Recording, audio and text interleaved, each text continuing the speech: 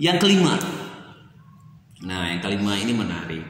Sejauh mana undang-undang pers dalam mengatur struktur kepengurusan media? Subscribe dulu kita sama Henry Channel.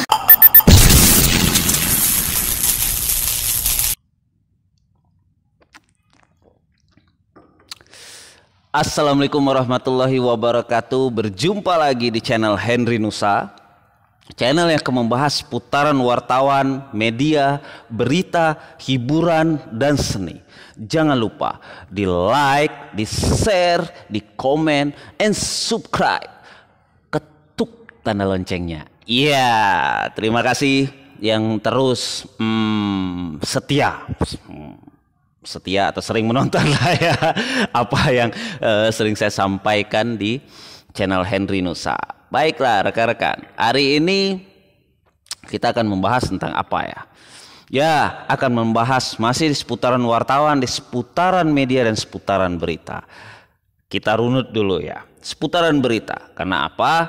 Adanya pemberitaan terkait salah satu pejabat di tataran pemerintah kota ditetapkan sebagai tersangka dengan dugaan pemotongan insentif dari pegawainya.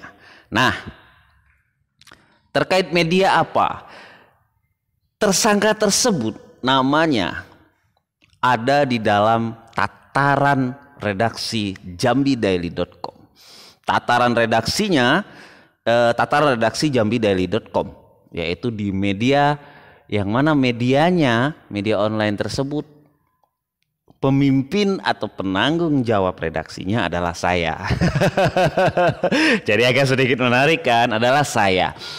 Nah, selain itu, ini kan perlu sedikit saya jelaskan. Sebenarnya sudah saya jelaskan ya di postingan sebelumnya. Nah, namun yang tersangka ini ialah selaku penggagas. Dia selaku penggagas. Jadi dia selaku penggagas penggagas berdirinya jambidaily.com.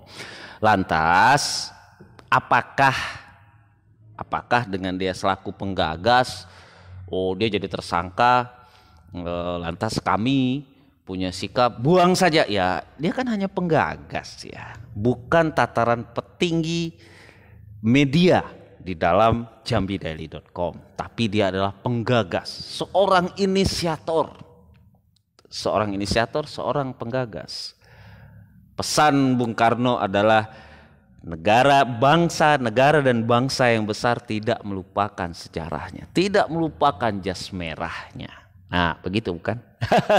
Baiklah. Tapi saya tidak akan membahas itu lagi. Yang lalu sudah saya bahas. Tonton saja kalau penasaran ya. Nah, di dalam bahasan saya yang lalu, saya mengutip tulisan dan kata-kata dari rekan saya di Facebook. Dalam tulisan berandanya, dia juga adalah seorang YouTuber di Jambi, Bang Haryanto. Yaitu di channelnya Bang Haryanto, nama channelnya adalah Haryanto Channel New, dan di akun Facebooknya pun dengan nama yang sama gitu ya. Nah, lantas yang saya kutip dari tulisannya adalah, lalat akan mencari sampah di tengah taman bunga. Lalat mencari sampah di tengah taman bunga nih. Kemudian sementara kupu-kupu akan mencari madu di tengah tumpukan sampah. Saya tidak mengait-ngaitkan apa yang ditulis oleh Bang Haryanto. Saya hanya merasa tulisan ini penuh makna, syarat pesan sosial. Pesan sosialnya lah yang saya ambil, maknanya yang luar biasa. Nah, bagi orang yang memahami ini tentunya akan mengerti gitu ya. Gitu, makna dan pesan yang disampaikan Bang Haryanto. Ini pesan yang luar biasa, bermanfaat untuk kita semua. Saya tidak mengaitkan dengan apa yang peristiwa yang terjadi atau apa yang sedang saya bahas yang lalu gitu ya. Kali ini di dalam postingan Bang Haryanto, di dalam kontennya Bang Haryanto, timbul pertanyaan, 5 pertanyaan. Wah, 5 pertanyaan. Ya, 5 pertanyaan. 5 pertanyaan dari Bang Haryanto. Saya ingin menjawab pertanyaan itu. Pertanyaan ini pertanyaan yang sangat membangun. Pertanyaan sangat membangun. Jadi Bang Haryanto terima kasih untuk pertanyaannya. Semoga juga rekan-rekan di luar sana mendapatkan pengetahuan atau bermanfaat gitu ya. Kalau nanti yang saya sampaikan tidak bermanfaat ya jangan dikutip ya, jangan diambil, tidak bermanfaat gitu ya. Tapi kalau yang saya sampaikan itu bermanfaat, semoga itu menjadi penambah pengetahuan. Rekan-rekan juga boleh berkomentar kan di kolom komentar di channel ini. Silahkan komentar, mungkin ada pertanyaan juga sekitaran wartawan, sekitaran media gitu ya. Silahkan selagi saya bisa menjawab dan saya akan cari referensi, saya akan usaha untuk mencari, untuk menjawab pertanyaan-pertanyaan itu kan begitu. Nah, di dalam channel Bang Haryanto ini 5 pertanyaan untuk wartawan katanya. Saya akan jawab ya Bang Haryanto ya, 5 pertanyaan untuk wartawan. Baiklah, kita mulai saja ya. Karena kalau terlalu banyak cerita mungkin jadi bosan ya. Jangan di skip-skip. Yang intinya adalah jangan lupa di subscribe ya, di like, di share, komen. Gitu ya, dan ketuk tanda loncengnya. Subscribe juga loh, di like juga, di komentar juga, ketuk juga tanda loncengnya. Channel Harry, ketuk juga tanda loncengnya di Haryanto Channel New. Di channelnya Bang Haryanto ya, namanya Haryanto Channel New. Oke, pertanyaannya adalah, kalau tadi saya bilang kali ini berkaitan dengan berita, sudah saya jelaskan beritanya apa tadi di depan. Berkaitan dengan media, ya berkaitan dengan jambidaily.com tentunya, media yang saya pimpin. Nah kali ini berkaitan dengan pertanyaannya terkait wartawan, terkait media gitu ya. Keterkaitannya banyak nih. Yang pertama, pertanyaan Bang Haryanto. Bagaimana tanggapan Anda terhadap keterlibatan oknum petinggi media dalam skandal korupsi? Nah ini persepsi saya, ini komentar saya. Petinggi media, seperti halnya petinggi organisasi, petinggi partai politik. Petinggi itu kan tataran pemimpin ya. Atau kalau di dalam institusi misalkan perwira tinggi, perwira menengah gitu ya. Perwira tinggi itu kelasannya tuh jenderal. Gitu. Jadi kalau di dalam media, petinggi media, mereka yang berada di dalam tataran mana? Contoh general manager, komisaris, direkturnya, direktur utama, direktur. Kemudian ada manajer. Kemudian ada pemimpin perusahaan, ada pemimpin redaksi, koordinator liputan, redaktur pelaksana. Bagi saya itu adalah petinggi media. Kalau mereka melakukan itu, saya yakin media yang bersangkutan akan melepaskannya. Dan saya yakin juga yang bersangkutan akan mengundurkan diri. Itu keyakinan saya. Yang namanya korupsi kan di mana saja tidak diterima, termasuk di media. Ya tidak mungkin lah ya. Fungsi media itu di dalam Undang-Undang Pers nomor 40 tahun 1999 di pasal 3 menjelaskan apa fungsinya. Pasal 3 ayat 1, fungsi media itu sebagai sarana informasi. Sebagai sarana informasi, kemudian pendidikan, kemudian hiburan, kemudian kontrol sosial. Itu ayat 1 di pasal 3. Di ayat 2 dijelaskan juga fungsi media itu juga adalah lembaga, sarana lembaga ekonomi. Gitu. Bisa juga berfungsi sebagai lembaga ekonomi. Lah, kan jelas tuh selaku fungsi media. Jadi saya yakin ya di ayat 1 itu sangat maknanya sudah jelas gitu. Karena kontrol sosial. Lah kalau dia melakukan tadi seperti pertanyaan yang pertama, bagaimana keterlibatannya? Berarti dia sudah tidak menjalankan fungsinya sesuai Undang-Undang Pers nomor 40 tahun 1999. Yang kedua pertanyaannya. Langkah apa yang ditempuh ketika mengetahui oknum petinggi media tersebut masuk dalam media Anda? Habisin.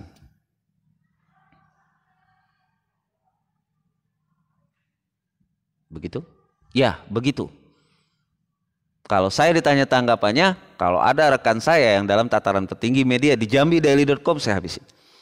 Pastinya saya keluarkan dong. Pastinya saya akan ngobrol bersama manajemen lebih lanjut.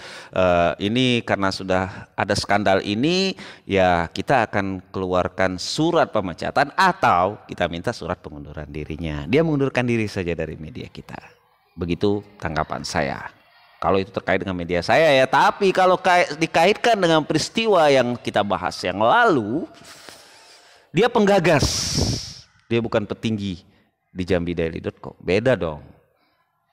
Beda ya. Penasehat, penggagas, pendiri kan beda. Penasehat, penggagas, pendiri, pemilik. Beda sekali ya. Karena kalau pendiri, misalkan saya mendirikan satu media, saya mendirikan saja. Kemudian setelah itu, media itu saya tidak sanggup lagi, saya lepaskan. Terus ada yang lain, berarti dia pemiliknya. Dialah pemilik berikutnya, bukan saya. Kan gitu. Yang ketiga, bagaimana langkah mengantisipasi praktek korupsi di lingkungan media? Rasanya di semua media punya manajemen untuk melindungi itu. Contoh saja uang iklan. Uang iklan di sebuah perusahaan, kalau kita main-mainkan, perusahaan itu akan melakukan tindakan tegas. Contoh, keluarkan. Gitu ya.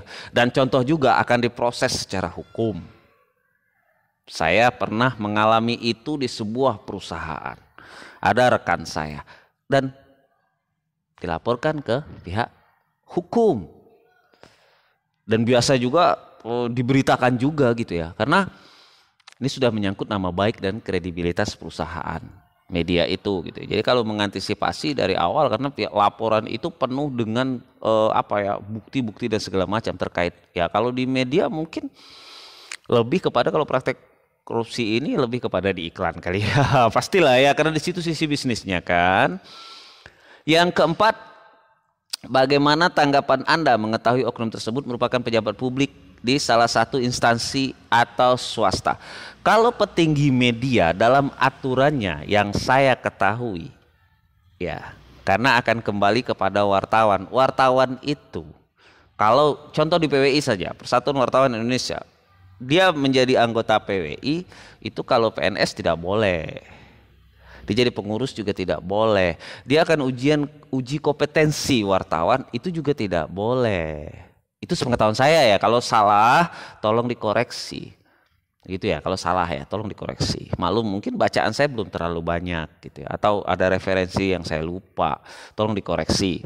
Jadi tidak boleh kecuali perusahaan media itu contohnya LKBN Antara, LVP TVRI, kemudian LVP RRI, itu BUMN dan milik pemerintah.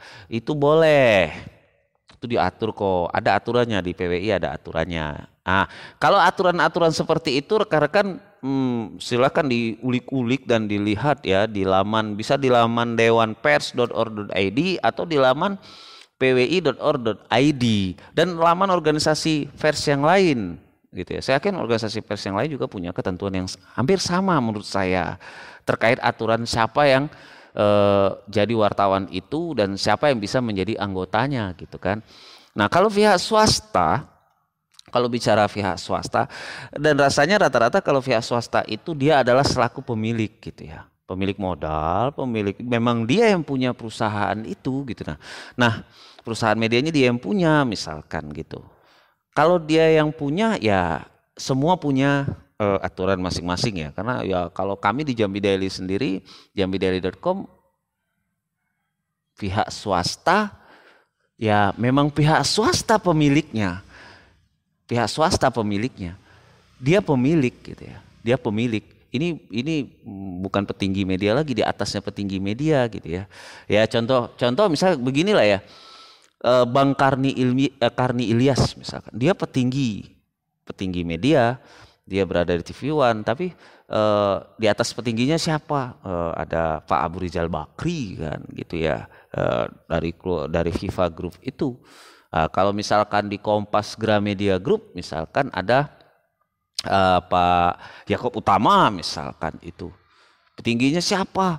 Ada general manager, petinggi media di sana, ada pemimpin perusahaan, ada pemimpin redaksi segala macam kan banyak gitu ya. Nggak gitu ya, wakilnya. Ya. red file-nya, redaktur pelaksana yang seperti tadi saya jelaskan gitu ya. Jadi itu yang pertanyaan ke mana tadi ya? Yang keempat ya, pertanyaan keempat. Itu terkait itu ya, tanggapan saya kalau untuk mengetahui itu. Karena menurut saya karena dari awal jadi wartawan saja masuk organisasi pers kemudian dengan akan menuju kompetensi itu ada aturan yang memang melarang itu gitu ya. Kalau dia pihak swasta kembali lagi ya, saya agak ribet nih karena ini pertanyaannya luar biasa nih, mungkin saya saja yang bingung ya tapi untuk menjawabnya, tapi ya itulah ya jawaban saya. Yang keempat ini ya itu ya. Bagaimana di bawah enjoy ya kita biar imun kita semakin kuat. Pandemi belum selesai. Pandemi belum selesai ya. Kalau misal nomor 4 ini masih keterkaitannya dengan pertanyaan nomor 1, nomor 2 dan nomor 3, yaitu ya mungkin ini berkaitan dengan yang di atas ya. Jadi kalau tadi pertanyaannya bagaimana tanggapan Anda terhadap keterlibatan oknum? Tadi itu tanggapan saya. Yang kedua langkahnya apa? Kemudian bagaimana langkah mengantisipasinya? Yang keempat bagaimana tanggapannya mengetahui ketika itu oknum tersebut adalah salah satu instansi pejabat publik gitu ya. Misalkan pejabat publik ya, kalau dicontohkan ke Jambi Daily dia bukan petinggi media gitu ya. Dengan peristiwa yang lalu dia bukan petinggi media, bukan petinggi di jambidaily.com, tapi dia adalah penggagas, saya garis bawahi sekali lagi. Yang kelima. Nah, yang kelima ini menarik. Sejauh mana undang-undang pers dalam mengatur struktur kepengurusan media? Nah, yang saya baca dan sepengetahuan saya juga di dalam Undang-Undang Pers nomor 40 tahun 1999 gitu ya, di pasal 10 hingga pasal 14 itu membahas tentang perusahaan pers. Tapi di situ tidak ada mengatur struktur kepengurusan media. Begitu. Tidak ada di pasal 10 hingga pasal 14 yang khusus perusahaan pers. Mungkin supaya lebih jadi pembelajaran, coba kita baca sama-sama. Kita lihat ya. Kita lihat di pasal 10 hingga pasal bukan pasal 10 ya, pasal 9 ya. Dari pasal 9, mohon maaf saya ralat. Dari pasal 9 hingga pasal 14 ya, membahas tentang perusahaan pers. Di pasal 9, setiap ayat 1, setiap warga negara Indonesia dan negara, setiap warga negara Indonesia dan negara berhak mendirikan perusahaan pers. Gitu ya. Ayat 2, setiap perusahaan pers harus berbentuk badan hukum Indonesia. Jadi berbadan hukum Indonesia. Pasal 10, perusahaan pers memberikan kesejahteraan kepada wartawan dan karyawan pers dalam bentuk kepemilikan saham atau pembagian laba bersih serta bentuk kesejahteraan lainnya. Pasal 11, penambahan modal asing pada perusahaan pers dilakukan melalui pasar modal. Pasal 12, perusahaan pers wajib mengumumkan nama, alamat, dan penanggung jawab secara terbuka melalui media yang bersangkutan khusus untuk penerbitan pers ditambah nama dan alamat percetakan. Kemudian pasal 13 itu terkait larangan memuat iklan yang seperti apa itu dilarang. Pasal 14 untuk mengembangkan pemberitaan ke dalam dan keluar negeri, setiap warga negara Indonesia dan negara dapat mendirikan kantor berita. Artinya kalau pertanyaan nomor 5 ini sejauh mana undang pers dalam mengatur struktur kepengurusan media, yang lebih dekat mungkin di Undang-Undang Pers nomor 40 tahun 1999 adalah pasal 12. Pasal 12 ini perusahaan pers wajib mengumumkan nama, alamat, penanggung jawab dan penanggung jawab secara terbuka melalui media yang bersangkutan. Khusus untuk penerbitan pers ditambah nama dan alamat percetakan. Nah, itu khusus untuk media massa. Nah, jadi sudah terjawab ya rasanya bahwasanya sejauh mana mengatur itu di pasal 12 mendekati pertanyaan ini. Intinya perusahaan pers wajib mengumumkan nama, alamat dan penanggung jawab secara terbuka. Jadi di situ tidak diatur gitu. Misalkan pemimpin harus bagaimana, susun redaksinya harus bagaimana, itu tidak diatur. Sebab yang diatur adalah pemimpin perusahaan itu haruslah wartawan kompetensi utama jika ingin mendapatkan verifikasi Dewan Pers. Memimpin redaksi harus wartawan kompetensi utama. Redaktur pelaksana harus wartawan kompetensi utama. Untuk redaktur, misal khusus redakturnya saja, tidak redaktur pelaksana, khusus redakturnya saja itu harus wartawan madya. Nah, untuk wartawan yang di lapangan minimal wartawan muda, boleh juga wartawan madya. Wartawan utama jauh lebih baik juga. Itu ya, itu diatur dalam Dewan Pers dan itu juga menjadi aturan di dalam organisasi pers. Begitu ya Bang Haryanto ya. Semoga ini bisa memberikan jawaban. Ya, ini saya selaku wartawan yang masih sangat baru, wartawan yang masih terus belajar dan pemula dan masih awam, masih banyak bacaan yang kurang, dalam arti masih banyak yang harus saya baca lagi, harus saya gali lagi. Nah, begitulah jawaban saya. Jadi mohon izin para senior, mungkin berbeda pendapat. Ya inilah dari jawaban anak muda mungkin ya. Saya merasa muda ya. Ya saya masih muda Bang Haryanto ya. Masih sangat muda saya Bang. Wajah saya ini boros Bang kalau dibandingkan dengan usia. Iya. Itu ya Bang Haryanto ya. Dan rekan-rekan di luar sana semoga bermanfaat. Semoga bermanfaat dan memberikan pemahaman. Ya kalau memberikan pemahaman itu butuh waktu ya, karena akan dijelaskan jauh lebih detail. Tapi ini lebih kepada pandangan saya, pendapat dan argumentasi pribadi saya. Kalau ini bermanfaat ambillah, jika tidak jangan diambil yang buruk-buruknya. Itu rekan-rekan, dan semoga selalu sehat di luar sana. Sehat-sehat juga untuk Bang Haryanto beserta keluarga. Semoga murah rezeki, sukses selalu ke depan ya Bang ya. Dan semoga juga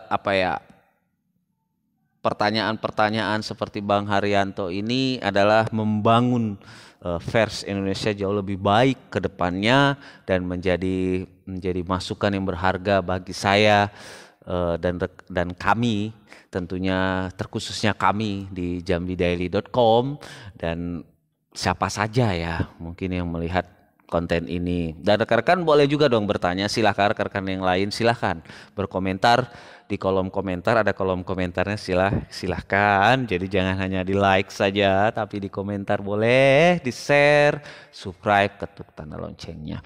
Dan mohon maaf jika ada kata-kata saya yang kurang tepat atau kurang berkenan atau mungkin salah bahkan. Jadi mohon maaf, mohon dikoreksi kalau jika salah, biar saya tidak tersesat ya, biar saya tidak tersesat. Sampai jumpa lagi di konten-konten berikutnya. Saya Henry Nusa. Assalamualaikum warahmatullahi wabarakatuh. Bye bye.